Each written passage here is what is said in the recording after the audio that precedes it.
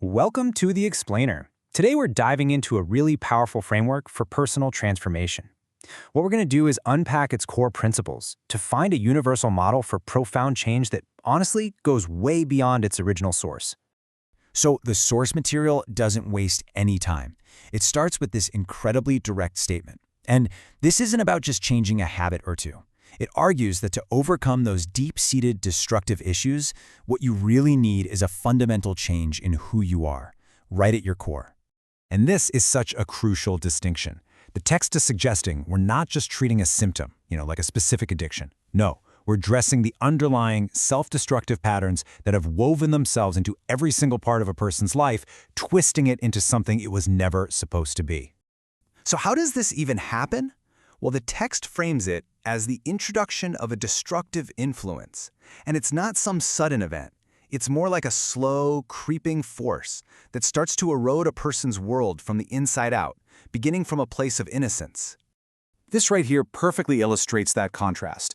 On one side, you've got this initial state described in the text, a life that's full of joy and wonder and unconditional love. But then, on the other side, you see what happens when the influence of addiction takes hold. It doesn't add anything good. It just systematically pushes away all the positive things, completely distorting life's patterns. What's so powerful here is how it maps out the whole journey. The text is really clear. This is not an overnight collapse. It's a slow, subtle decline, a gradual process where this negative influence just steadily eats away at a person's core, leading them step by step to that inevitable crisis point. So, here's the crucial point. The logic of the solution totally mirrors the logic of the problem. You see, just as a gradual negative influence caused the decline, a new, gradual, and positive influence is what's required to begin the climb back to a healthy life. And the text defines this new influence very specifically. It's not a single event or some kind of magic cure. It's a combination of two really powerful forces: fellowship, that's the support of a community, and spiritual strength, an internal resource. And together, they slowly guide a person toward a completely new way of living. Now, this new influence isn't just some abstract idea. It's channeled through a structured program, in this case, the 12 steps. But the text adds a really critical warning. While the results can feel miraculous, the process itself is rarely a sudden thing. It just underscores that this recovery, just like the decline, is a gradual journey. Okay, let's see how this all builds, because this is where the model shifts from theory to action. The text makes it absolutely clear that this personality change doesn't just happen to you.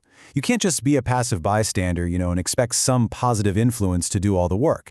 You have to actively participate. This right here is the engine of the entire process: collaboration. Simply being exposed to fellowship or a spiritual path is just not enough. We have to actively work with that new influence, engage with it, and put in our own effort to see real, lasting change. And this just lays out the path so beautifully. It starts with a simple act of showing up, but then it moves on to active collaboration with that new influence, using the tools of the program, which ultimately is what leads to experiencing that profound personality change we call recovery. And here it is. The text ties it all together in this powerful cause and effect statement. It's basically a promise. If you do the work of collaboration, then, over time, you will get the result. That change is a direct outcome of your active participation. Okay, so a total personality change, that sounds like a massive, overwhelming task, right? How could anybody sustain that kind of effort? Well, the source material offers an incredibly elegant solution. You just break it down into the smallest possible unit of time. This is the just for today philosophy. It completely reframes the whole journey. So instead of worrying about a lifetime of change, the commitment is simple. Today, I will collaborate. Today, I will work the next small step. Today is all I have to focus on. That's it. And that is the absolute genius of this approach. It takes this terrifyingly huge goal of I have to change my entire personality and makes it accessible, achievable, and way less intimidating. It's not about being perfect forever. It's about making a positive choice right now for today. So the takeaway from this powerful text is really a question that applies to every single one of us, no matter our circumstances. It presents a universal model. A negative influence causes a decline, and active collaboration with a positive influence creates transformation. So the final question it leaves us with is this: what is the new positive influence you could start collaborating with just for today to create the change you need in your own life?